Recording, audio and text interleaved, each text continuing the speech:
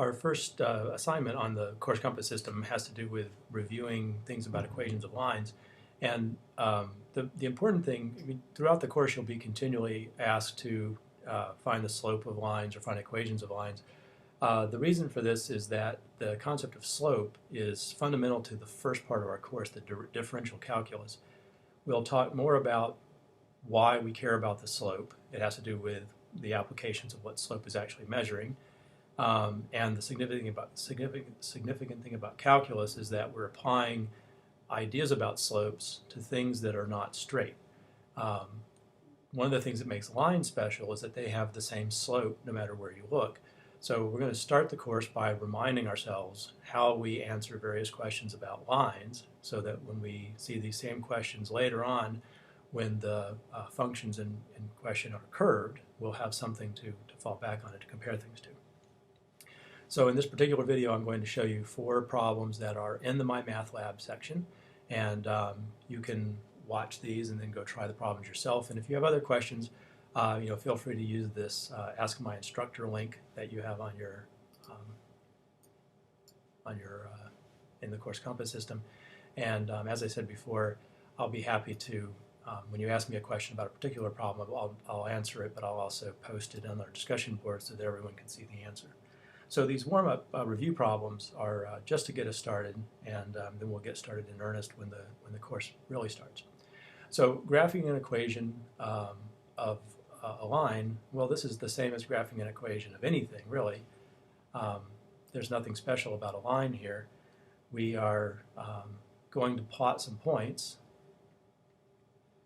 and draw those points on our graph, and then figure out what the curve looks like. Now, in this case, since it's a straight line, it's very easy to just plot 2 points and lay a ruler down and connect the dots, and we create a straight line. So to plot points, I would just pick some values of x. So x equals 0, for example, is an easy value to try. And if x is 0, then the equation tells us that y should be 3 minus 4 times 0, because that's what the equation means. The equation is telling you the relationship between the x-coordinate and the y-coordinate for every point that's on the curve. So 3 minus 4 times 0 is 3. So that means that the point 0, 3 is supposed to be on the curve. And so I can go here and I can put a dot at 0, 3. And you'll be doing this inside the applet. You'll pick this tool and you'll just click on 0, 3, and that will draw it on there.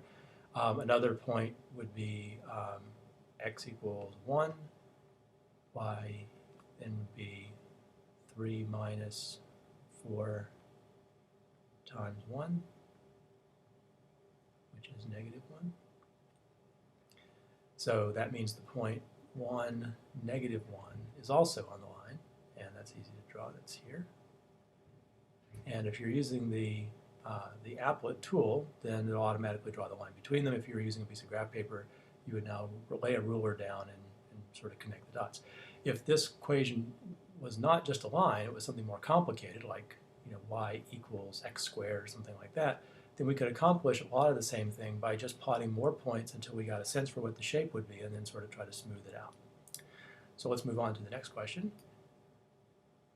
Same idea, but now the relationship between x and y is slightly more complicated, but I can follow the same process. I can say, well, what happens if x is 0? Well, if x is 0, then the equation that's given says 6y plus 3 times 0, remember x is 0, is equal to 9. The only problem now is I have to solve for y. So with a little bit of algebra, and I encourage you to do this throughout the steps, we'll actually get that y has to be 1.5. So take a second to check to make sure that algebraically you believe that that's true, and that means that when x is 0, y is 1.5, which is a point right there. So I'm trying to put a dot at the point 0, 1.5. And then I could pick another value of x. Let's say x is 3, something that's a little further away. And again, any point at all, anything you pick for x will be fine.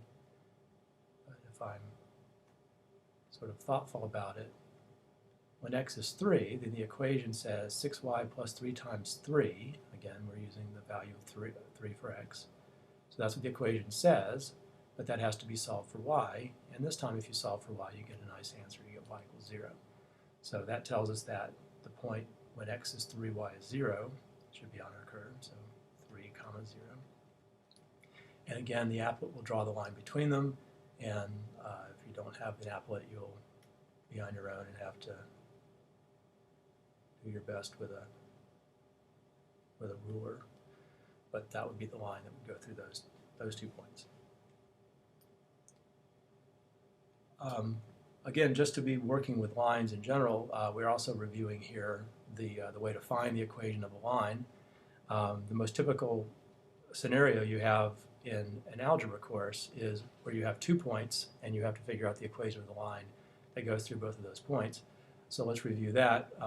We do the slope first. So slope for some reason is always called m, and our m is rise over run, and that's supposed to evoke in our mind an idea that we're looking at the change in y.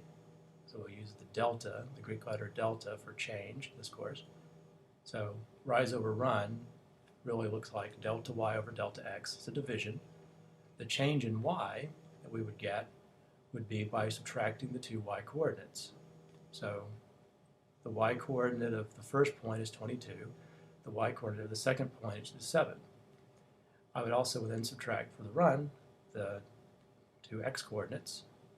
And the only thing that really matters here is that we don't change the order. So in other words, this y coordinate of 22 and the y coordinate of 15, and the x coordinate of 15 go with the same point.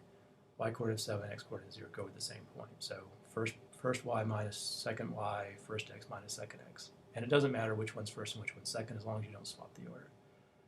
If we work that out, we get 1. That's 15 over 15, which is 1. So the slope of this line is 1.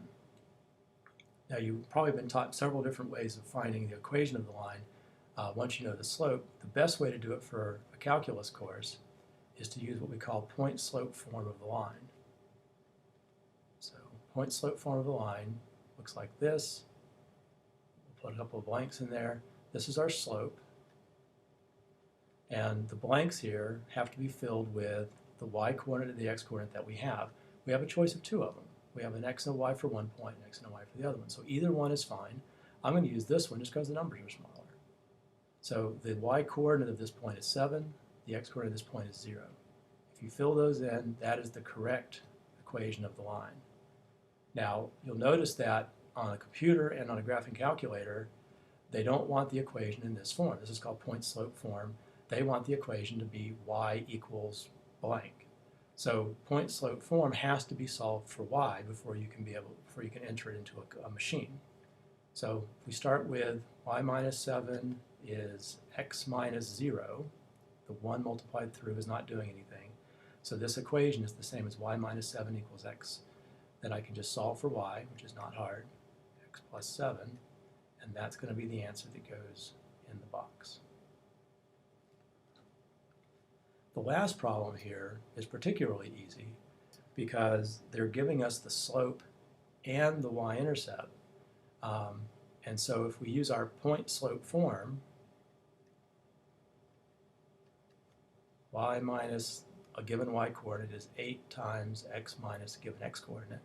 So these blanks should be filled in by the x and the y coordinate of a given point. The only point we have is this one.